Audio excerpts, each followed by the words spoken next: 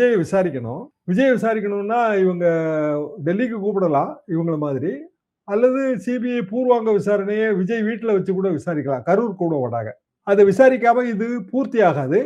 இல்ல விசாரிக்க வேண்டான்னு முடிவு பண்ணாங்க அப்படின்னா, டிஃபென்ஸ் தரப்புல நாளைக்கு இது கோர்ட்ல கேஸ் நடக்கும்ல. இதோட முடிய போறது இல்லைங்களே.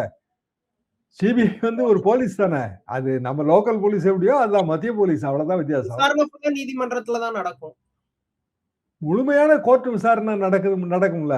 அதுல சிபிஐ வந்து ப்ராசிக்யூட்டிங் தரப்பு தானே. குற்றம் சாட்டுற தரப்பு தானே. ஒரு ஐஓ இருப்பாரு. சார்ஜ் அவர் தான் பிரைம் முதல்ல விட்னஸ். அதுக்கு பிறகு வரிசையா விட்னஸ் பட்டியல் போடணும். கோர்ட்டு சந்தேகத்துக்கு இடமின்றி யார் பேர்ல குற்றம் சாட்டுறாங்களோ அவங்கள நிரூபிக்கணும். அப்ப இதுல யார் பேர்ல குற்றம் சாட்டுவாங்கன்னு நம்ம யூகிக்கலாம். யார் பேர்ல டிவிகே தரப்பு போலீஸ் வந்து ஃபெயிலியர். சரியா கிரௌட் ஆர்கனைஸ் பண்ணல. இப்போ இன்னைக்கு வந்து கலெக்டரும் எஸ்பி என்ன சொல்லுவாங்க, இல்ல நாங்க சரியா தான் ஆர்கனைஸ் பண்ணியிருந்தோம். அவங்க சொன்ன நம்பர் வந்து இவ்வளவுதான். அந்த நம்பருக்கு ஏத்த மாதிரி போலீஸ் நாங்க அலாட் பண்ணியிருந்தோம். எங்ககிட்ட டிஸ்ட்ரிக்ட் போலீஸே மொத்தமே இவ்வளவு பேர் தான் இருக்காங்க. தாவேகா தரப்பு என்ன சொல்லுச்சு, பிரேத விசாரணையே தப்பு, போஸ்ட்மார்ட்டமே தப்பு. யார் யார் பாடி எல்லாம கொண்டு வந்து போஸ்ட்மார்ட்டம் பண்ணிட்டாங்க. அவங்க ஏகப்பட்ட குற்றச்சாட்டு வச்சாங்க. அப்ப போஸ்ட்மார்ட்டம் அதோட ப்ரொசீஜர் என்ன?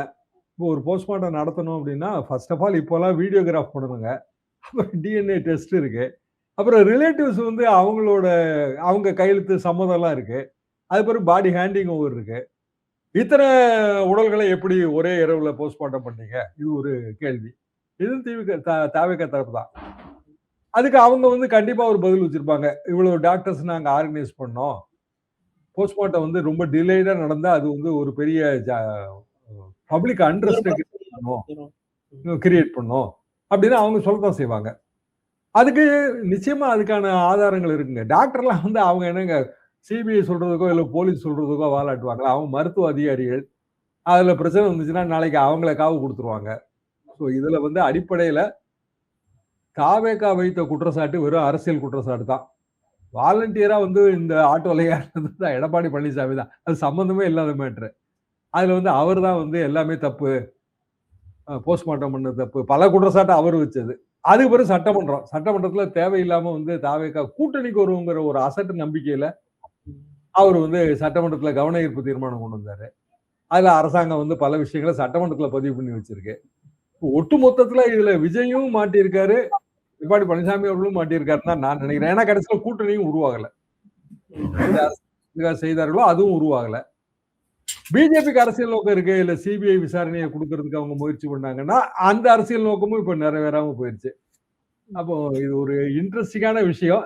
எப்போ இது இந்த மேட்டர் எல்லாம் பரபரப்பாக மாறும் அப்படின்னா ஜனவரி மாதம் பெரிய அளவுக்கு இது மாறும். சார், சிபிஐ விசாரணையில தாவேகா சொல்ற கான்ஸ்பிரசி தியரிஸ் எல்லாம் என்டர்டெயின் பண்ணுவாங்களா? அந்த ஆங்கிள் விசாரணை கொண்டு போக வாய்ப்பு இருக்கா? அப்படி பண்ண மாட்டாங்க. என்ன காரணம்னா இது வந்து சுப்ரீம் கோர்ட் மானிட்டர்டு மாதிரி தான். அதாவது சுப்ரீம் கோர்ட்டோட ரிட்டையர்டு நீதிபதி ஒருத்தர் இதுல உட்கார்ந்துருக்காரு. அப்ப எதுவாக இருந்தாலும் வெட் பண்றதுக்கு அங்க போயாகணும். ரஸ்தோகி தலைமையிலான நீதிபதிகள் குழுவுக்கு அது போயாகணும். அவங்க ஒரே ஒரு விஷயம் தான் வந்தாங்க. அப்போ சார்ஜ் ஷீட்ல முதல்ல யூசுவல் சார்ஜ் ஷீட் இதுல எப்படி இருக்குன்னா, நான் சிவில் நீதிமன்றத்துல ஆஜராயிருக்கேன். பல வழக்குகளுக்கு ஆஜராயிருக்கிற வழக்கறிஞரா இதை நான் சொல்றேன். யூசுவல் சார்ஜ் ஷீட் எப்படி இருக்குன்னா, முதல்ல வந்து கிரைம் சீனை பூரா டிஸ்கிரைப் பண்ணுவாங்க. அதாவது இந்த மாதிரி வந்து அனுமதி பெறப்பட்டது, அந்த அனுமதி இப்படி பெறப்பட்டது, இத்தனை பேர் வருவாங்கன்னு பெறப்பட்டது, இத்தனை மணிக்கு பெறப்பட்டது, இதெல்லாம் சொல்லுவாங்க. இப்ப தாவேகா தரப்பு சொல்றது 3 மணில இருந்து 10 மணி வரைக்கும் எங்களுக்கு டைம் கொடுத்துருக்காங்க. நாங்க வந்தது ஒன்றும் பெரிய தாமதம்லாம் இல்லைங்கிறது அவங்க தரப்பு. ஆனா ப்ராப்ளம் என்னன்னா அவங்க வந்து 12 மணிக்கே வரப்போறதா சொல்லி கிரௌட சேர்த்துட்டாங்க. இதுதான் உண்மையான ப்ராப்ளம். விஜய் தாமதமா வந்தாருங்கிறது எல்லாருக்குமே தெரியும். அதுக்கு பிறகு நடந்த கூட்டங்கள், உதாரணமா பாண்டிச்சேரி கூட்டம், ஈரோடு கூட்டம், இதுல எந்த விதமான அசம்பாவிதமும் நடக்கல. என்ன காரணம்? ஆர்கனைசேஷன் கரெக்டா இருக்கு. அப்ப முதல்ல வேணும்னே ஆர்கனைசேஷன் தப்பா பண்ணாங்களா? அதாவது விஜய் வரட்டும், ஜன நெரிசல் இருக்கட்டும், அது அவரோட செல்வாக்க காட்டும், அரசியல் அந்தஸ்தை உயர்த்தும். ஒரு தலைவர் வந்து ஒரு குறுகின தெருவுலயே போனா 2 பக்கம் ஜனங்க நிப்பாங்கல்ல.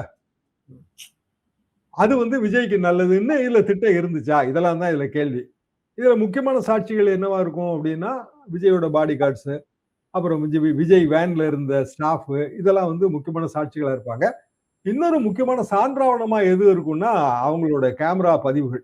எல்லாமே அவங்க வந்து கேமரா பதிவு. நிறைய டிவிக்கே வந்து லைவ் ஃபீடே அவங்க தாங்க குடுத்தாங்க. டிவியா வந்து லைவ் ஃபீடே போகல. தொலைக்காட்சிகள் அவங்க தான் குடுத்தாங்க.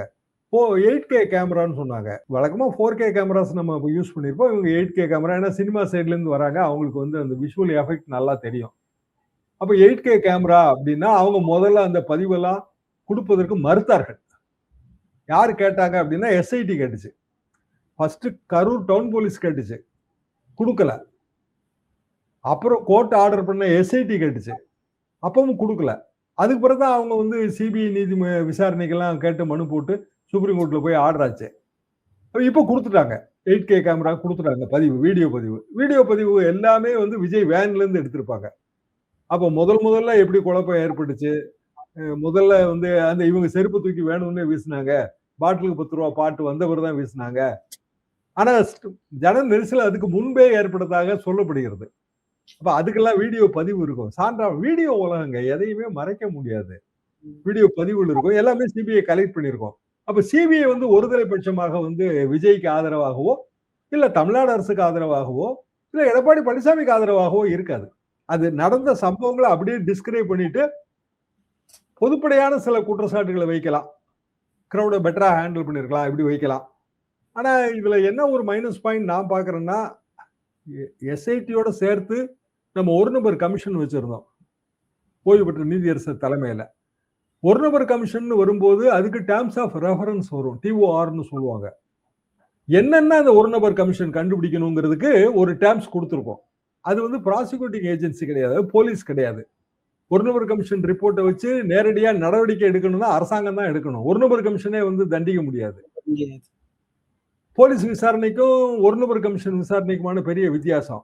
ஆனால் எதிர்காலத்தில் இப்படியான சம்பவங்கள் நடக்காம இருக்கிறதுக்கான வழிமுறைகள் அது வந்து ஒரு டேர்ம்ங்க. ஒரு டேர்ம்ஸ் ஆஃப் ரெஃபரன்ஸ்ல 4th டேர்ம் நினைக்கிறேன். அது வந்து நல்ல விஷயம். என்ன காரணம்னா அது சஜஷன் கொடுக்கும். அந்த சஜஷன் நம்ம இம்ப்ளிமெண்ட் பண்ணலாம். சிபிஐ விசாரணையில அவங்க அப்படியான சஜஷன் கொடுக்க முடியாது. சார்ஜ் ஷீட் போட்டு கோர்ட்ல எல்லாமே முடிஞ்சு கோர்ட் வேணா அந்த மாதிரியான சஜஷன்ஸ் கொடுக்கலாம். அதுக்கு வந்து சில வருடங்களோ இல்ல 1 வருடமோ 2 வருடமோ எவ்வளவு நாள் ஆகும். 2026 தேர்தலுக்கு பிறகு அந்த வழக்கே முடியும். அப்போ தேர்தல் வரைக்கும் இதனால என்ன பயன் ஏற்படும் அப்படின்னா விஜய் தரப்புக்கு டேமேஜ் தான் ஏற்படும். நேத்து விசாரணை முடிஞ்சு சிடிஆர் நிர்மல்குமார் பேசும்போது என்ன சொல்றாருன்னா, கரூர்ல என்ன நடந்ததுன்னு எல்லாருக்குமே தெரியும் அப்படின்ட்டு ஒரு மாதிரி ட்விஸ்ட் வச்ச மாதிரி பேசுறாரு. இன்னொரு பக்கம் நயனா நாகேந்திரன் பேசும்போது பாட்டிலுக்கு 10 ரூபான்னு பாட்டு பேசினதுக்கு அப்புறம் தான் செருப்பை வீசினதாகவும் அவர் சொல்றாரு. ஸோ 2 பேருமே ஒரு மாதிரி கான்ஸ்பிரசி டோன்லேயே பேசுறாங்க. அதனால தான் சிபிஐ வந்து கான்ஸ்பிரசி ஆங்கிள் இந்த விசாரணையை கொண்டு போவாங்களா அப்படின்ட்டு ஒரு கேள்வி வருது. அந்த டோனை இந்த ஸ்டேஜ்ல எடுக்க முடியாதுங்க. என்ன காரணம்னா இதுக்கு பிறகு அவங்க என்ன விசாரணை பண்ணியிருந்தாலும் எல்லாத்தையுமே வந்து ரஸ்தோகி தலைமையிலான நீதிபதிகள் மற்றும் அதிகாரிகள் 2 அதிகாரியுமே வந்து சர்விங் ஆபீசர்ஸ் இருக்கிறாங்க. இப்போ Rastogi retired judge, supreme court judge. அதுக்கு போகாம அந்த டோன் வர்றதுக்கு வழியே கிடையாதுங்களே. எனக்கு தெரிஞ்சு அப்படி எதுவுமே இல்லை. டிவிக்கே வந்து அந்த டோன் எடுக்கிறது அரசியலுக்கு அது என்னால புரிந்து கொள்ள முடிகிறது. பிஜேபி எதுக்கு வந்து தேவையில்லாம இந்த வண்டிக்குள்ள ஏறுது அப்படின்னா அது திமுக கவர்மெண்ட் இதுல டேமேஜ் ஆகும் அப்படின்னு அவங்க நினைக்கிறாங்க. அது தவறு. என்ன காரணம்னா கரூருக்கு அது தெரியும்ல, கரூர் மக்களுக்கு அது தெரியும். இல்ல சார், மக்களுக்கு அந்த நினைப்பு இருக்கா? இல்ல இந்த விஷயத்துக்கு டிஎம்கே தான் காரணம், இல்ல செந்தில் பாலாஜி தான் காரணம் அப்படின்ட்டு மக்கள் யாரும் நம்புறாங்களா? அப்படி தெரியலங்க. என்ன காரணம்னா விஜய் மேல இருந்த அனுதாபம் இந்த சம்பவத்துக்கு பிறகு குறையல. என்ன காரணம்னா அவங்க இயல்பா மக்கள் வந்து என்ன நினைக்கிறாங்கன்னா ஒருத்தர் வராரு, அவர் பார்க்க கூட்டம் கூடுது, அப்போ கூட்டத்துக்கு போனவங்க தான் தப்பு அப்படின்னு அவங்க நினைக்கிறாங்க. நீங்க ஏன் போகணும், பிள்ளையோட எதுக்கு போனீங்க, ஏன் வந்து இடிச்சு பிடிச்சு நின்னீங்க, ஏன் இத்தனை மணி நேரம் நின்னீங்க, இப்படி நினைக்கிறாங்க. அப்போ இதுல வந்து ஜனங்களோட எண்ணத்துக்கும் நடப்புக்கும் இடையில ஒரு டிஃபரன்ஸ் இருக்கு. இந்த ஆபத்து வந்து ஜனங்களுக்கு தெரியாது. இப்படி எல்லாம் ஆயிரும் அப்படின்னு அவங்களுக்கு எப்படி தெரியும்? ஆனா ஒரு திருவிழாவுக்கு போறோம், ஜன நெரிசல் ஆயிருது, சம்பவங்கள் நடந்து போகுது, இறந்து போறாங்க. மகாமகம் குளம் ஜெயலலிதா காலத்துல நடந்தது, ஜன நெரிசல், இறந்துட்டாங்க. அப்போ இயல்பாக இது எப்போதாவது ஒரு முறை நடக்கிற விஷயமா மாறுது. அப்போ பப்ளிக் மெமரியில இது வந்து இருக்கிறதுக்கு வழி இல்லை. ஆபத்து என்னன்னே தெரியாம ஜனங்க போயிட்டாங்க. ஆனா இதை யூகிச்சிருக்க வேண்டிய கடமை இருக்கு. யாருக்குன்னா ஆர்கனைசருக்கு இருக்கு. இப்ப இவ்வளவு கூட்டம் வரும், மரத்து மேல எல்லாம் ஏறி தொங்குவாங்க, அஸ்பெஸ்டஸ் ஷீட் கூரை மேல ஏறி குதிப்பாங்க. இதெல்லாம் அவங்க எதிர்பார்த்து இருந்திருக்கணும். அந்த கேடரை கண்ட்ரோல் பண்ணி இருந்திருக்கணும். ஏன் இது நான் ரொம்ப தெளிவா அழுத்தமா சொல்றேன் அப்படின்னா, அதுக்கு பிறகு நடந்த 2 கூட்டமுமே வந்து சாலை உலா இல்லாம கூட்டமா நடந்துச்சு. அது வந்து ஹைலி ஆர்கனைஸ்டா இருந்தது. ஆனா போலீஸ் ஸ்ட்ரிக்ட்டா இருந்ததையும் நம்ம பார்த்தோம். இப்போ உதாரணமா பாண்டிச்சேரி, ஒரு லேடி போலீஸ் ஆபீசர். அவங்க புசியானந்தே போட்டு வாங்குவாங்கன்னு வாங்கிட்டாங்க. 41 பேர் செத்துட்டாங்க. இதுக்கெல்லாம் நீங்க தான் காரணம். அப்படி நடக்கணும்னு விரும்புறீங்களாங்கிற அளவுக்கு ரொம்ப தீவிரமான கேள்விகள்லாம் கேட்டு அதெல்லாம் வீடியோ காட்சியா வந்துருச்சு. அப்போ கரூர் சம்பவம் நடந்ததுக்கும் இன்றைக்கும் இடையில இந்த இடைப்பட்ட காலத்துல, அதாவது அக்டோபர், நவம்பர், டிசம்பர் காலத்துல அவங்களோட கூட்டங்கள் எல்லாமே வந்து நேரலையில ஒளிபரப்பாயிருக்கு. இந்த லேடி போலீஸ் ஆபீசர் திட்டினது கூட நேரலையில ஒளிபரப்பாச்சு. அப்போ செப்டம்பர்ல இருந்த பப்ளிக் பெர்செப்ஷன் டிசம்பர்ல ரொம்ப மாறி இருக்கும். இப்ப யார் பேர்ல தவறு என்பது இப்போ வந்து எல்லாருக்கும் தெரியும். நான் இதை வேண்டுமென்றே தாவேகா தவறு செஞ்சிருச்சுன்னு நான் அந்த குற்றச்சாட்டை வைக்கல.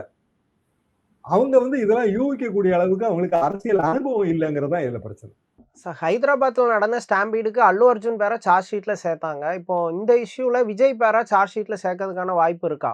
இல்ல ஆதவ் பேரு, புஷி பேரும் வருமா? ஒருவேளை வந்தா அவங்க என்ன மாதிரியான டிஃபென்ஸ பண்ண வேண்டியது இருக்கும்? அல்லு அர்ஜுன் நேரடியா அங்க போய் அவர் அந்த பால்கனியில நின்னு கையை காட்டினது இதெல்லாம் வந்து அதுல பிரச்சனையா மாறி சார்ஜ் ஷீட்டுக்குள்ள ஒரு அக்யூஸ் 2வா மாறிட்டாரு. இப்ப சார்ஜ் ஷீட்ல விஜய் பேர் இடம்பெறணும் அப்படின்னா அவரை வந்து விசாரிக்கணும். இன்னும் விசாரிக்கவே இல்லை. அது அவங்க என்ன முடிவு எடுக்க போறாங்கன்னு நமக்கு தெரியாது. உண்மையிலேயே தெரியாது. இப்போ விஜயை விசாரிச்சா குற்றப்பத்திரிகையில விஜய் பெயர் இடம்பெறுவதற்கு வழி இருக்கு, வாய்ப்பு இருக்கு. அதுல ஒன்றும் சந்தேகமே இல்லை. என்னன்னா எதுவாக இருந்தாலும் அவர் தானே அந்த கூட்டத்தோட அவர்தான் அந்த கூட்டத்துக்கு பொறுப்பு. மையம் அவர்தான். அது போக அவரு சரியான இன்ஸ்ட்ரக்ஷன்ஸ் கொடுக்கலங்கிறது இதுல புருவாயிரும்.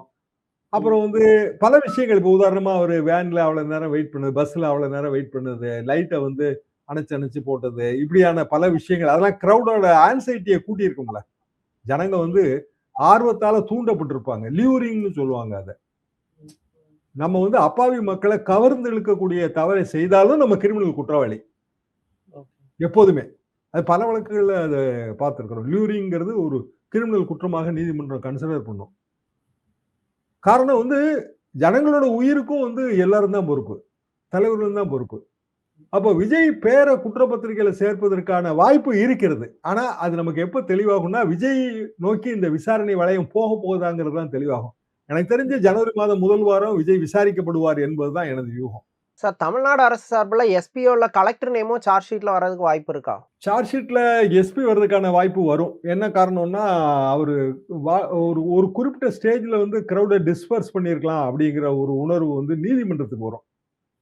நீதிமன்றம் எப்போதுமே அரசியல் ரீதியாக விஷயங்களை பார்க்காது. அப்போ விசாரணை அதிகாரிகள், அது சிபிஐ அதிகாரிகளோ இல்ல சுப்ரீம் கோர்ட்டோட ரிட்டையர்ட் ஜட்ஜ், இந்த இதுக்கெல்லாம் தலைமை தாங்கிற ரஸ்தோகி அவர்களோ கிரௌட டிஸ்பர்ஸ் பண்ணிருக்கலாமே, நீங்க தடுத்திருக்கலாமே, 41 உயிர்கள் பலியாயிருக்கு, குழந்தைகள்லாம் வேற இறந்திருக்காங்க, இதெல்லாம் வந்து நீங்க அவாய்ட் பண்ணியிருக்கக்கூடிய விஷயம், அந்த இடத்துல வந்து கடமையை செய்வதற்கு தவறி விட்டது அப்படிங்கிற குற்றச்சாட்டை அவங்க வைக்கலாம். ஓகே சார், தமிழ்நாடு அரசியல் குறித்து பல விஷயங்களை ரொம்ப விரிவா பேசுனீங்க. நன்றி.